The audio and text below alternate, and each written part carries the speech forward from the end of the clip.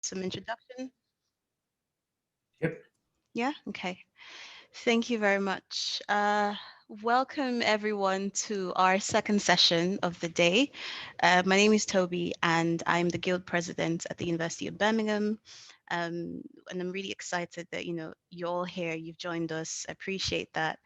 And yes, I have someone here with me, and it's my pleasure to just present Taiwo Ogunyinka, who is a representative of the Free Black University, which is made up of Black thinkers, creatives, feminists, to mention a few, and who believe that education is at the heart of transforming society as we know it today. Um, Tao is a poet, a Black arts professional and collective arts organizer, freelance creative event organizer, and activist based in Leeds. He is the community liaison officer for the Free Black University, which is a hub for radical and transformative knowledge production. He also delivers workshops on exploring how poets and poetics have been a source of resistance and an act of defiance in the face of colonialism and imperialism. Um, he is the founder of Say It With Your Chest, I particularly like that, Say It With Your Chest Collective and the People of Content Creative. So thank you very much, Taiwo, for joining us. And before I hand over to you, I'd just like to remind everyone that, please use the chat function as well as the question and answer box below the screen just to get involved and ask any questions. And also, if you're tweeting, please use the hashtag Decol in practice. I'm going to pop that in the chat. So yeah, Taiwo, the virtual floor is yours, and I'm going to stop talking and mute myself now. Thank you. Hi, everyone. My name's Taiwo, as Toby said. Thank you for having me. I hope you're all having a good week. And wherever you are, it's not quite as cold and wet as it is up here in Leeds. If you see me shivering a bit, it may be because I'm nervous, but let's pretend it's because I'm cold. Yeah, like Toby said as well, I am from the Free Black University, which is a hub for radical Black knowledge and sort of the knowledge that we hope will one day play a part in transforming the world and helping us move towards a decolonized place. A little bit of introduction about myself. I'm a poet based in Leeds, creative arts organizer, and I really came to this work through university.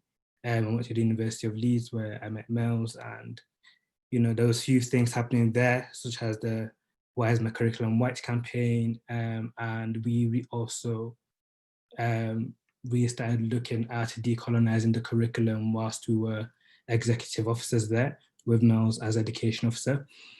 Back then, a lot what we sort of realized was the challenges to the work we were doing as full-time paid staff of the university union.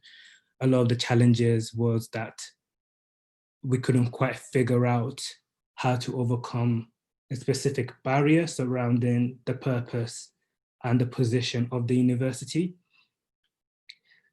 Decolonial thinking is not a extremely hard to grasp thing. It's important that it is not an overly academic and overly intellectual theory so that it becomes inaccessible. What we were saying through campaigns like Why is My Curriculum White and Decolonize the Curriculum, what others have been saying in places like Oxford, like Rules Must Fall, was very simple, clear messages that will go a step towards decolonization. So I'm going to talk a bit about the historical context behind the challenges we faced in universities, this idea that the university itself is an inherently colonial space, and thus through the way the university exists today, decolonization cannot happen within it. So I'm going to give a bit of historical context about that, and then looking at this colonial space, we can track the trajectory of it and how it links to the excess labor and toil that is demanded by marginalized students and Black students in particular in universities today, and why this space is not one that can actively dismantle the barriers that we face and that we challenge and we raise a lot of noise about. In light of that situation, the question that we are faced with is, what do we do? If the university is not a space where decolonization can truly happen, then what do we do? And it was that sort of thinking that led us to form the Free Black University. Well, it was actually formed in May, but I joined in June because I was doing a law degree at the time. So I had exams.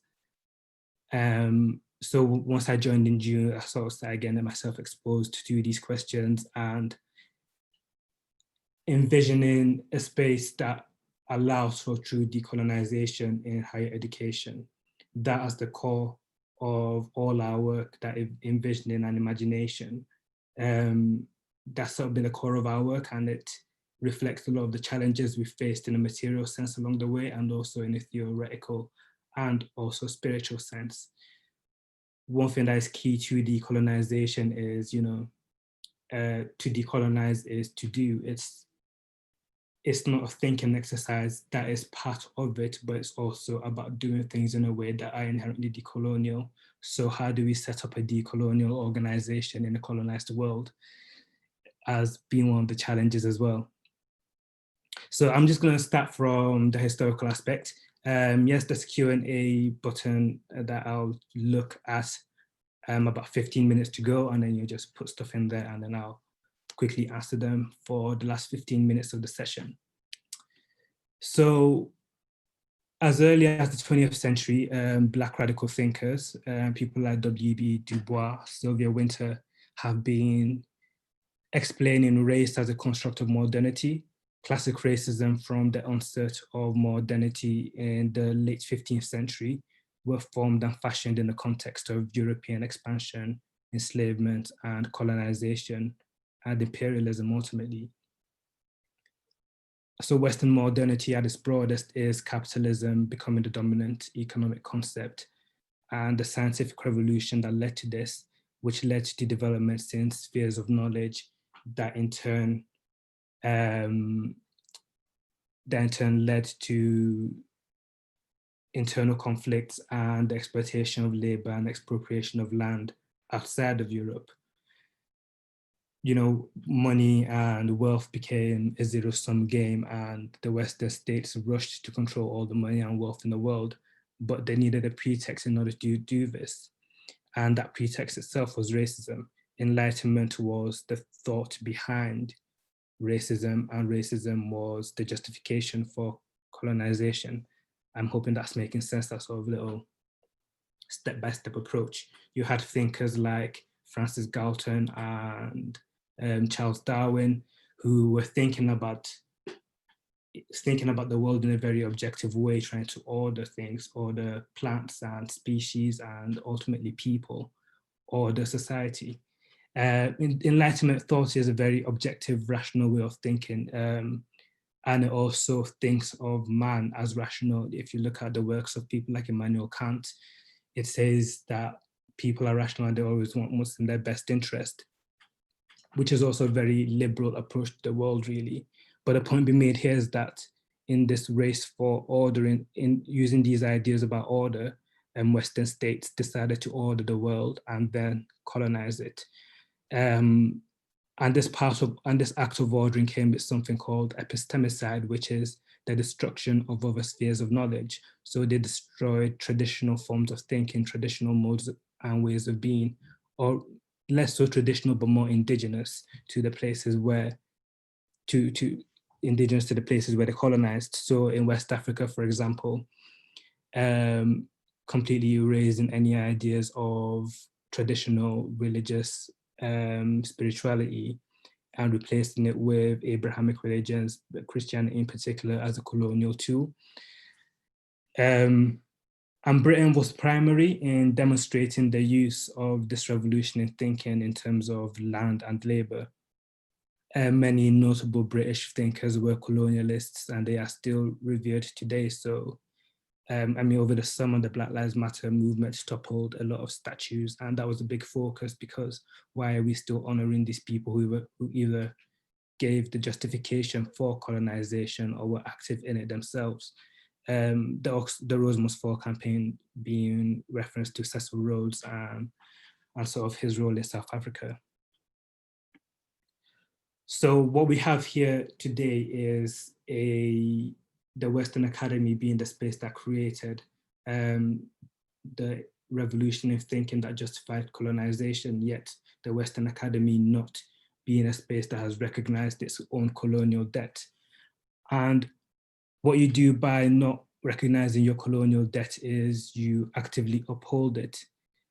By remaining a colonial space, challenges to universities such as the attainment gap, the disproportionate mental health crisis faced by Black students, the glass ceiling of labor that university education pretends it dismantles, but it really doesn't, and the generally inadequate or non-existent attempts at holding space for Black students or protecting the spaces we create.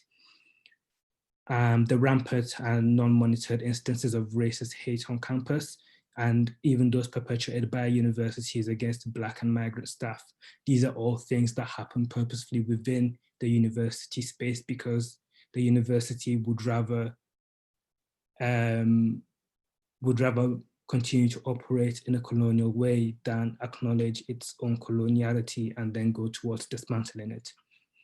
And the levy against us, so whilst we were at these and as sabbatical officers as well, we realized this about the University of Leeds. We realized not only the University of Leeds, but universities in general, this was something that the reason why things like this were hard to challenge was not ever being considered from a colonial perspective, from executive boards, for example. It was always an economic thing. It was always a sort of equality and diversity thing. It was always a bit whitewashed.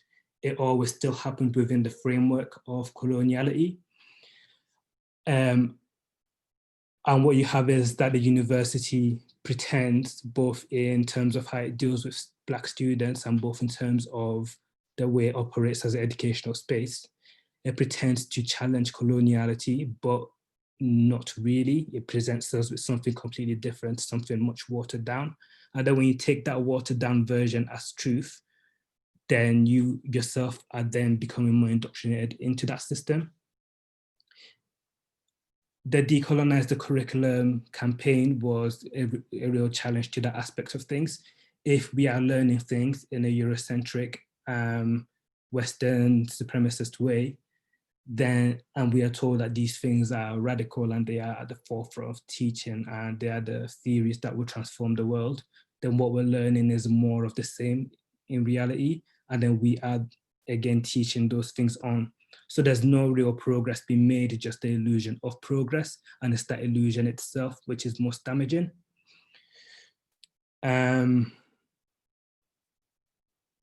So how, if the purpose of the university is to maintain this illusion, how do we as Black radical thinkers and activists, people who are trying to not only think but live in a decolonial way, how do we challenge the academy? If we've recognized that the academy is the space of knowledge production, it has a monopoly on knowledge production, how do we challenge it? If we try to challenge it from within, then we're fed the illusion of progression, which in turn holds us back even further. If we try to challenge it from without, then we do not have the monopoly on knowledge production. So the conclusion we sort of came to then is that an educational space is necessary, but a decolonized educational space might be what we need. And if this cannot happen from within the university, then has to happen without it. So yeah, by there being a lack of desire or intention inherent in the function and the purpose of universities, where can a true Black, queer, radical challenge against the theoretical foundations that form existence emerge? It's a bit of a mouthful, but that's really sort of the core question that shaped the vision and shaped everything. Answering this question is why we formed the Free Black University. So in terms of the vision of the Free Black University, we believe that education is at the heart of growth and transformation in our society. And today, in 2020, more than ever, it is clear that we stand at a critical juncture in our collective history. Things cannot continue the same after this moment, and it is imperative that we focus on what the production of knowledge looks like after this. We can't continue to leave it to universities. We can't continue wasting our time fighting individual battles with individual sort of mid-level executives at universities, having debates and discussions about the attainment gap as if debates and discussions still need to happen. Something more radical needs to happen and needs to happen immediately. So the idea was the Free Black University. We create a space that is, at its essence, decolonial, a space that is radical and transformative, and for the purpose of knowledge production. This fight for decolonization has been going on for years, and it has become clearer that more is required than what universities can offer. They hold a deep responsibility when it comes to racism that they won't acknowledge. And the knowledge that they introduced is the very ideology of racism into our society. It was birthed in British universities, and then it was taken on by other Western states. And then they sort of took the British practices of coloniality and they practiced it in other parts of the world. One example I like to give for that actually is Leopold II. I'm not sure. Leopold II was the king of Belgium in the early 1900s, and he was so heavily influenced by British colonial practices. He sort of took it to the extreme, more so in the Congo, in the search for rubber, which was a very expensive resource at the time. And hundreds of thousands of indigenous Congolese people were killed in about half a decade. Mutilations, torture. They even had a handbook for the colonial overseers to use within Congo. Sort of like, if you don't meet your quota for the amount of rubber that you're meant to produce in a certain amount of time, you lose a finger or you lose a hand. And these practices of fear and destruction were things that British Academy had introduced into how people manage labor and land. And the essence of racism was a cornerstone to all of this. So the Free Black University, we exist to redistribute knowledge on this history and act as a space that incubates the creation of transformative knowledge.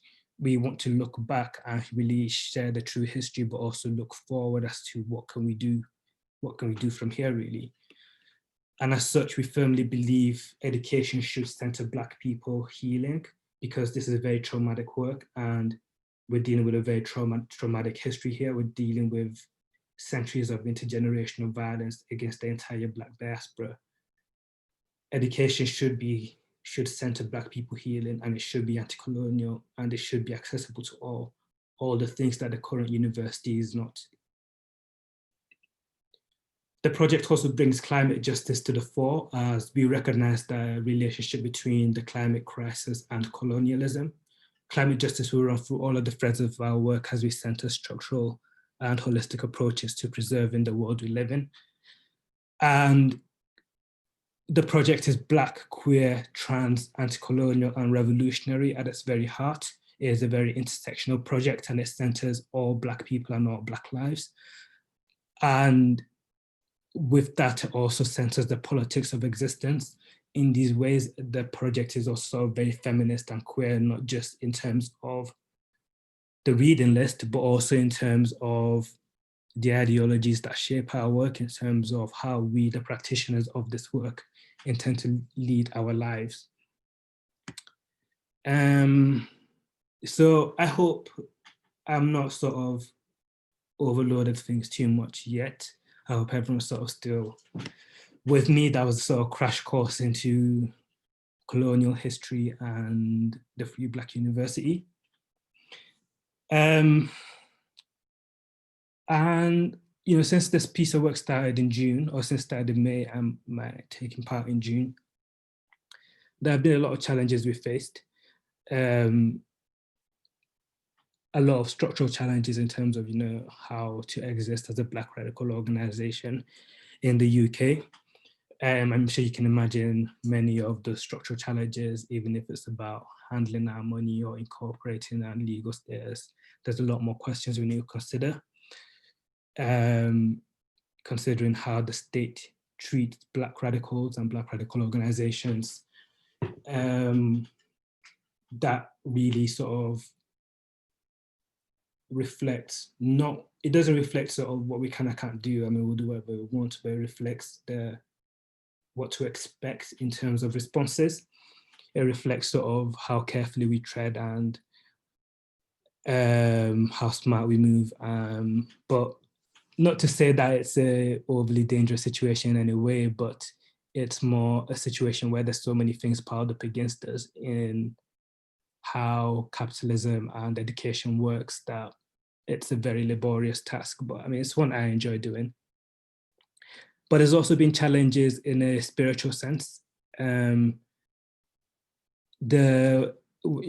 referenced the point about epistemicide earlier, the point about destroying indigenous ways of being. If we as decolonial thinkers and practitioners and activists want to create an organization that is decolonial at its core, then not only in ourselves having a search for spirituality or a thirst for knowledge around other ways of being, sort of thinking about Afrofuturism and incorporating Afrofuturism into how we think and the radical Black imagination and how we think and how we imagine around the existence of the Free Black University is important. But it's also necessary in terms of the work we share and the knowledge we create to ensure that there's no sort of separation between the natural and supernatural. If we look at European Enlightenment thought and the separation of supernatural and natural as being part of the conduit towards which they can order the world, they can order the things they can see and they can observe and they can measure. The things that we can't see and the things we can't measure, the things you have to feel through and think through on an emotional and spiritual level must be core to the work we're doing. It must be core to the knowledge we share. And it is also core and necessary in terms of having the bravery and the radical imagination to do this work. I don't at least know, I know anyone else on the team thinks that they are at a stage where they are completely de-linked from the colonial world. I mean, we all grew up and we went to university in it. We can't pretend that we have all the answers. All we can do is do better, learn more, think more, feel more, and sort of grow ourselves in a spiritual sense so that our intuition and our faith in the work we do gets stronger, and really channel our collective trauma into the development of a Black radical consciousness, which will be at the core of the radical knowledge production work. So there's a few strands there in terms of the challenges. I mean, there's obviously the material challenges I mentioned in terms of existing as an organization, but the spiritual challenge and the spiritual necessity of is also key. And because, like I said, when you delve into Black radical history, into Black history, a lot of it can be traumatic, particularly when focused on colonization. And if that is what we have to deal with, that is what we have to contend with and work with, then how do we channel even that into our strength and energy? And I think that is a core element of the Black radical tradition. So part of our vision is to engage with the wider Black community as well and share knowledge to the wider Black community. And our 10-point plan actually sort of centers on one of these points, particularly sharing knowledge to Black communities and also incarcerated peoples. In understanding our own spiritual selves and creating a collective Black radical consciousness, so to speak, it is important that we center sort of all Black people and desire to improve their conditions. Removing oppression and not reforming it requires creation and the radicalization of a new sense of dissidence. We have to think outside of the border and outside of the framework in order to create the knowledge that serves the revolution. And we have to believe that there is a world beyond this one, and we have to believe in that wholeheartedly and unreservedly. Yeah. So I think that's sort of a brief overview really of what the Free Black University is and sort of the foundations, the theoretical foundations that form what we do and why we do things. In the future, I suppose, we plan to obviously answer the question about incorporation as all the legal and organizational material challenges we have to face in order to exist as an organization. But then we also really want to start getting really focused on the knowledge production work, and we're developing a journal. If any of you are signed up to our newsletter, you can read more about that. But I'll give you some links at the end of the chat. So we're developing a journal, we're developing a podcast, and on our social media, we share a lot of information, a lot of knowledge, and quite a lot of reflections around current affairs, Black radical activism, both in the contemporary and historical, across the entirety of the diaspora. But we're also thinking about how to engage with campuses and universities we can't ignore the fact that the university, the academy exists, and the academy still has a monopoly on knowledge production. We can't ignore that fact. As part of this redistributing wealth from the academy to Black communities, we have to find a way to engage with universities. We have to find a way to bring universities along and work with them in order to challenge their colonial legacies and in order to make sure that they truly transform their campuses and their educational practices in a way that makes them more equipped to actually challenge the things that we've been demanding that they challenge from day one. Things that I mentioned before around like attainment gap and mental health crises and hate crimes. We can't ignore the coloniality of the university. Setting up the Free Black University is not necessarily to replace the Western Academy entirely, especially not at a stage when so much resource is directed to the Western Academy and not at a stage when knowledge production comes out primarily from the Western Academy. In doing this engagement work, though, it's not something we can lead.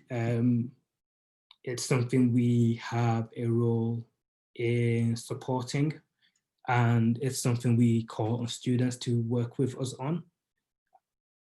One thing we did learn from our time working in the executive positions at the University of Leeds Union was that students do have a lot of power. We do have a lot of lobbying power for our universities and on a wider scale across the entire sector. But it's understandable that, after half a decade of the student movement being beaten down and demonized by the press and universities and the Office for Students and the Tory party, there's a lot less appetite for it. And one of the concerns, one of the things we've been thinking through is how to sort of help re-galvanize things. And we've seen that over this Black History Month, especially in light of the summer university unions have been doing a lot more work. And I've been, sort of like we're here today at the Guild, well, not here in person, but in spirit, at the Guild, having these conversations, being able to hold space for conversations around what's happening in the Black radical activist world in the UK, what's happening in decolonization. Being able to hold space for this in this month more so than ever, we feel that now is the time for students and student unions to start galvanizing to do this work again. In a collective consciousness kind of way, there is a lot more energy, which unfortunately this energy is driven by trauma as quite often is, but there's a lot more energy that we cannot let go to waste. We have to find a way to channel this energy. We have to find a way to make sure that the people who have been martyred, so that we have this energy, their martyrdom wasn't the unwilling, however unwilling their martyrdom is, it wasn't sort of, we don't let it go down as another statistic, another part of history. We need to use every single instance of oppression as, we need to treat every instance of oppression as the last time it will ever happen. And that is the sort of energy we need to have going forward.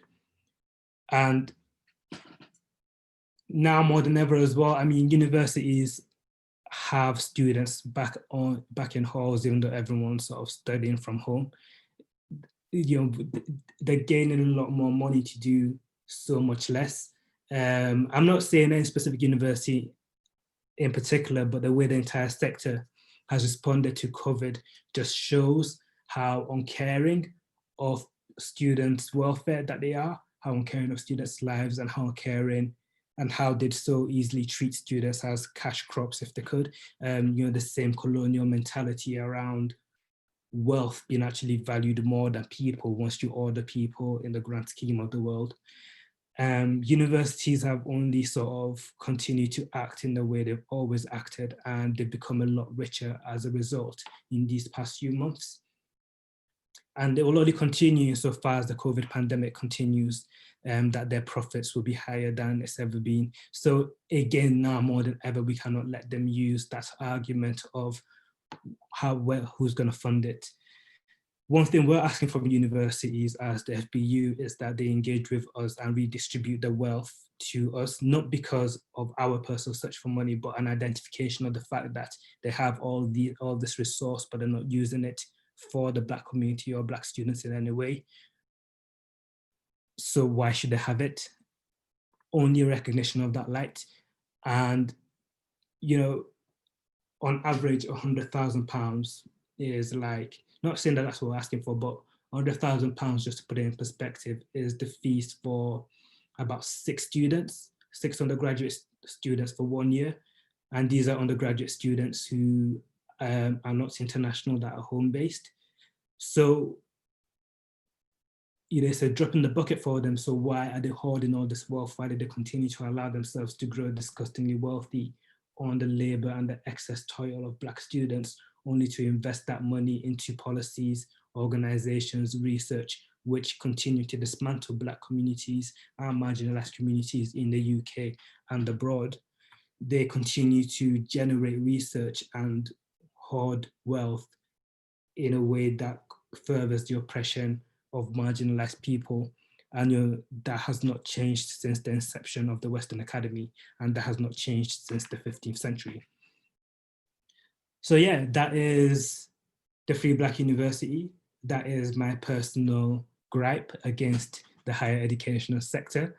And that is sort of the history behind who we are and why we do this work, and the history behind how we've come to this situation. And also a bit on why now is the time for us to re-galvanize and, really bring this question back to universities. Because if not now, when? And if not you, then who, as the going says.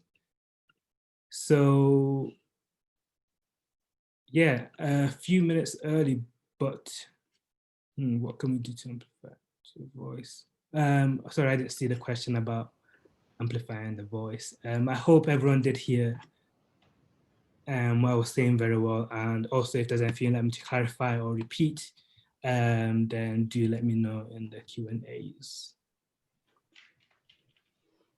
I think there's another question, says, what can individual allies do, especially those with limited influence in the institution, to support the Free Black University beyond help with funding? I think that's a great question. From experience, like I said, what we found from my experience and time as students is the influence of the student body when it really sort of comes together and moves as one. What luckily most universities have a well-functioning university union which has a powerful democratic structure, and lobbying through that democratic structure is something that's always important. It's easy, or hopefully, to get a group of students together and put together a motion to support the Free Black University in your students' unions, and sort of run a campaign around that. I mean, if that's something you're interested in doing, then definitely contact us and we'll see if there's a way we can support in that, in terms of giving some research or background on the FBU, for example, if you need. And sort of, unfortunately, given that this is a social media driven world, reach is also quite important. Trying to get the word out about our organization and the work we do, and the importance of the work we do and the way we operate is important to us. So, obviously follow us on Twitter and Instagram. But we also have a website, actually, freeblackuni.com. On the website, we have an e-library, which we have curated and continue to curate. That has a lot of texts of various genres, not all academic. Some are poetic, some are short essays, some are biographies and autobiographies, all written by Black people across the diaspora and through time. And they focus on quite a few different things, but also there's some text in there which focus on the academy, on the role of the intellectual, and on decolonization, but also decolonizing the academy. And these are texts that we refer to in the way we operate as well. So definitely check out the e-library, and obviously email us with feedback or suggestions. You can sign up to our newsletter on our website as well, which we send out periodically. I don't want to say monthly, but quite regularly. We also have a journal that we're developing. The journal is we call it a journal, but it sort of subverts the idea of university journals in a way. And we have commissioned some works for that, and we'll be hopefully starting to share that out soon. So yeah, I think the main thing there would be getting in touch with us and seeing if there's a way, and getting in touch with us to talk about lobbying your students' union, to pass motion to have the executive body of the union work with the executive body of the university in supporting this work. Fantastic. Thank you, Taiwo. I think there's a follow-up question that just says, are there texts on epistemicide on the e-library? Yes, there are. I can't think off the top of my head, but there are some on the role of intellectuals. So epistemicide being how other forms of knowledge production have been eroded and destroyed. One form of epistemicide, one way through which it works is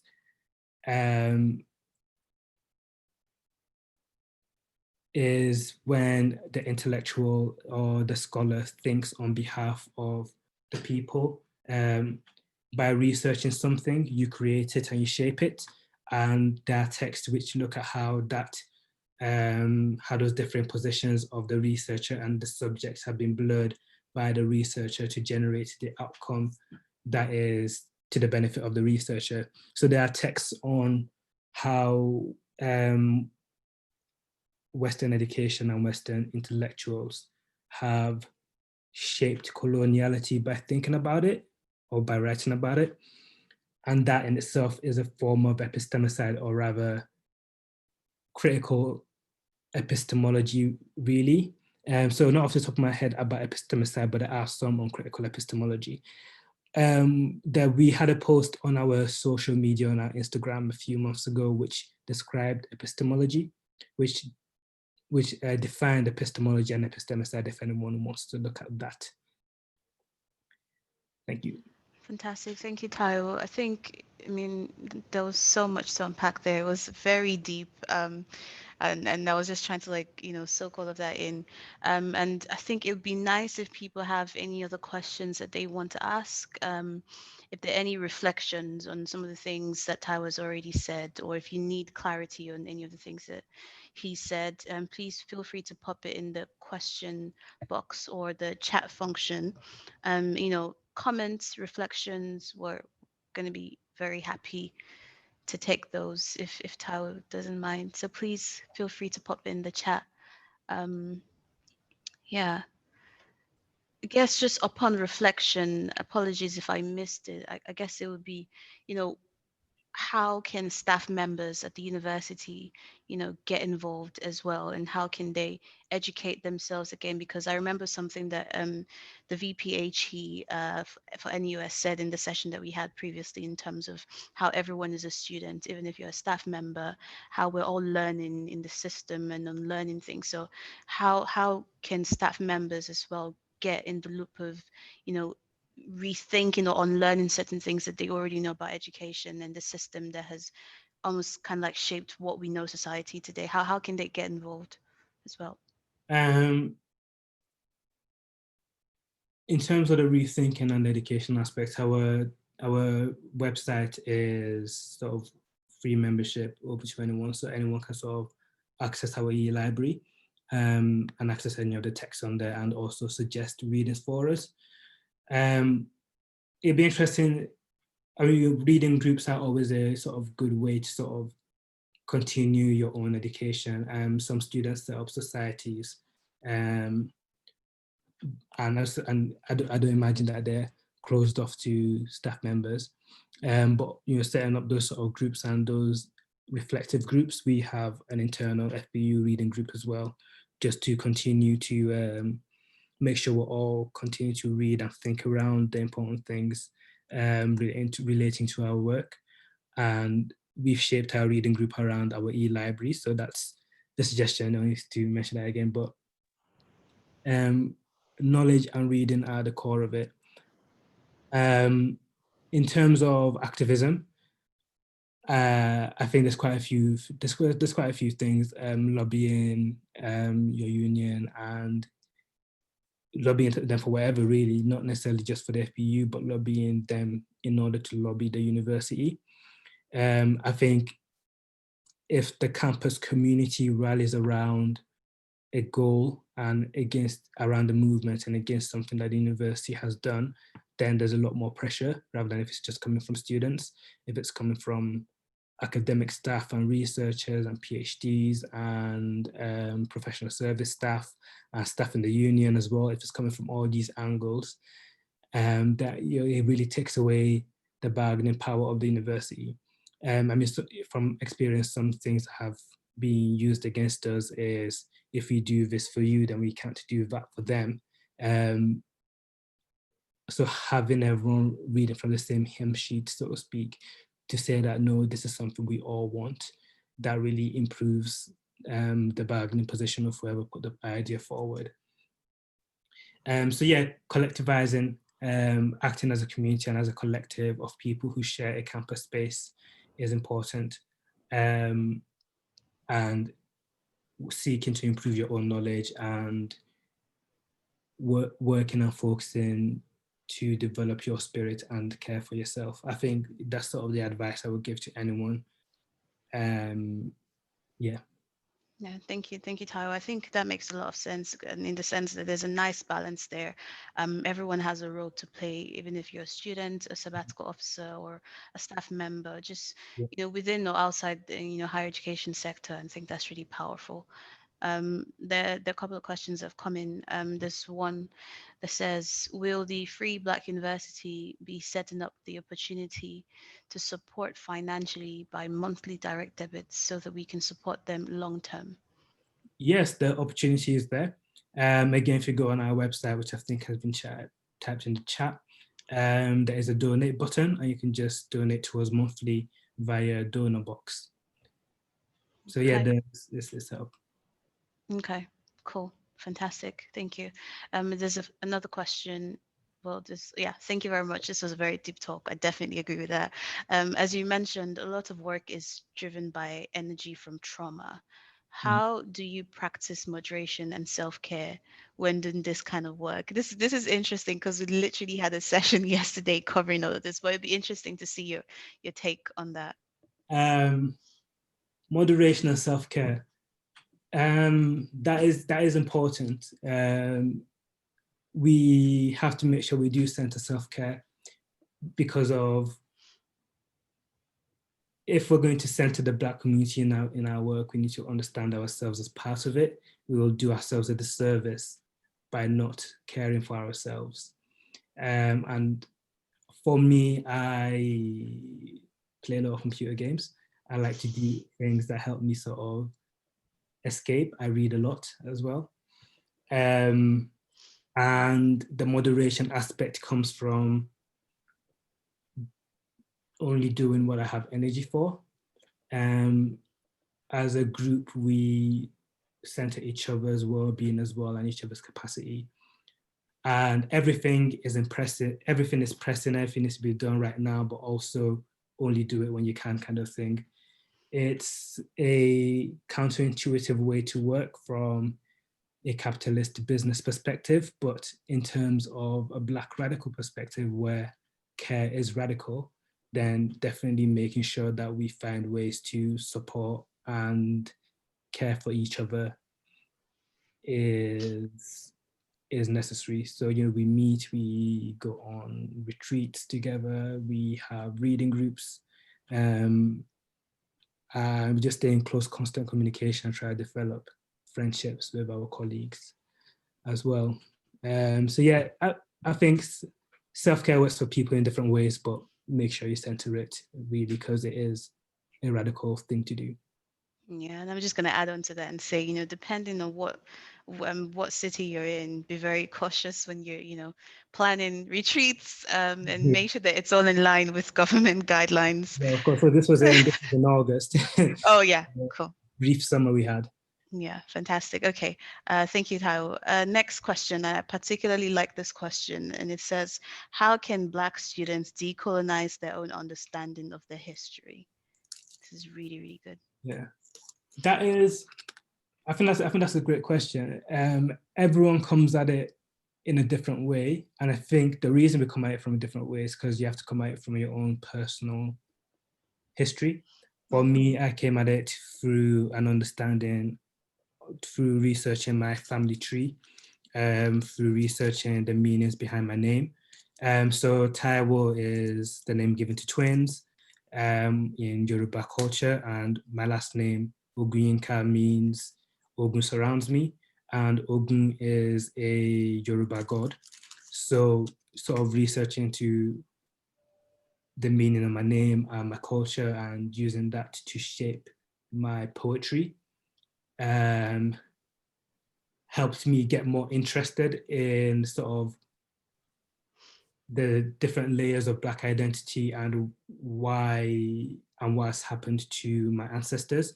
And that in itself led me towards a path of radicalization in a way. So researching from something that you have a spiritual and personal connection with, um, researching from a position of understanding yourself. So I would say you like our e-library just today again does have a lot of text and a lot of really reflective pieces around Black identity and coloniality, but anything that helps you gain a better understanding of yourself and the role of your Blackness in your life and starting research from that point and also looking at how that intersects with other oppressions is important. Reflecting on your own oppression and how you may oppress others is important, and developing a sense of self outside, a sense of self, period. Yeah. I think that's a quote in itself. If I wasn't listening so carefully, I'd be tweeting that right now. But yeah, thank you very much, Taiwo. There's also another question, and it says, as a chair of an LGBTQ plus network, I'm really aware of how much more work we should be putting in as a network into educating our members on colonialization of the LGBTQ plus community. Do you have any resources that I could look into or share with our members? Um, yes, there is. I think there's an abundance of resources in terms of looking at the um, that intersects in terms of gender and sexuality, the intersects of blackness and coloniality with gender and sexuality. Looking at the formation of cis normativity and heteronormativity in in cultures which were previously very um, which in cultures which did previously see gender and sexuality on spectrums.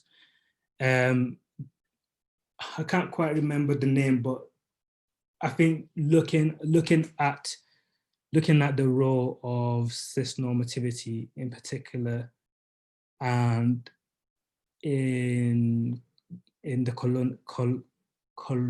colonizing process, is important. But off the top of my head, I unfortunately cannot think of any. But Toby, if you email me, I will put together some suggestions. There's one. Thank you, Aisha. Um, yeah. Yeah. So that I suppose that title of itself is something you could search, really, just ideas around decolonizing sexuality and gender and the formations around cis and heteronormative supremacy in the colonial project. Yeah, thank you, Tyler. We're definitely going to get in touch and get some of those resources available. Just so people know, we have a Discord server where we've been sharing loads of resources, especially from all of our panelists. So, if you have the chance, please just check the Discord server, and hopefully we can put some of the oh yeah, a couple of people have put some really good reading lists in there. Thank you very much. So yeah, we're gonna update the Discord server so that you can always come back to it. Thank you, Taiwo, for that. There's another question. And also, we've only got 3 minutes left, so just let's bear that in mind. What is the role of non-Black POCs in decolonization? Um, Being an ally, I think not having challenging other non-black people of color on their anti-blackness at any instance, to stand in solidarity with non-black, to stand in solidarity against anti-blackness. You cannot allow anti-blackness to perpetuate, um, and centering Black people in your activism, in centering their welfare in your activism and in your work, and also educating yourself is important. Educating yourself around anti-blackness, anti-black racism, educating yourself around colonial history in sub-Saharan Africa is important. So yeah, education, as always, is key, and standing in proper solidarity, or being in proper solidarity, I should say, is also key. Fantastic. Thank you, Tyro. And I completely agree with that. And that's one of the most popular questions that we've had throughout the conference. It's in terms of how people can be allies, depending, I mean, regardless of their background. So thank you very much for that. I'm just going to go through the chat and see if there's any other questions there. Um, there's been a couple of reading lists and all of that put in the chat. So thank you guys for that one. All right. If nobody has any other questions or comments or reflections, I mean, with reflections, you can put that in the chat. But with questions, we don't have enough time to answer any anymore. But just to say thank you very much, Taiwo, for delivering such a the only I can just say deep, deep and thought-provoking a session, and just kind of like bringing us back or taking us backwards to bring us forward in terms of the history, how it started, and where we are now, and what we should be doing. So thank you very much for that. And if there's anything that you want to say in 2 seconds, Um, feel free. Thank you all for coming. And yeah, if you want to see how you can support, then just get in touch and drop us an email. Fantastic. Thank you, Taiwo. And just to mention again, everyone, we have another session by 1 p.m. and that's on decolonizing the school of government. And I know people who are probably into like politics or social sciences might want to, stay tuned for that. And it doesn't matter if you're not. It's just, about continuing that conversation. Thank you very much, everyone. Join us in the Discord server so that you can get all of the resources in one place, and looking forward to seeing you in the next session. Thank you, Tyler. Thanks, Thank you very much. everybody. Bye, everyone. Bye.